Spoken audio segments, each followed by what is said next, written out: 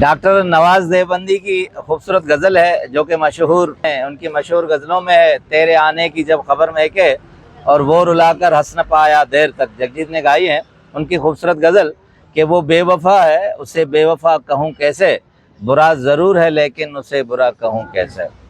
जो कश्तियों को डुबोता है लाके साहिल पर, ऐसे नाखुदा को नाखुदा कहूँ कैसे। वो बेवफा है, उसे बेवफा कहूँ कैसे। ये बात अलग कि मैं बुरे को बुरा नहीं कहता, बुरा बुरा है उसे भला कहूँ कैसे। वो बेवफा है, उसे बेवफा कहूँ कैसे। खूबसूरत मक्ता है कि जो हवा की शह पे जलाता है घर गरीबों के, वाह, जो हवा की शह पे जलाता है घर गरीबों के, जो हवा की शह पे जलाता है घर गरीबों के, मैं ऐसे दिए को दिया कहूँ कैसे।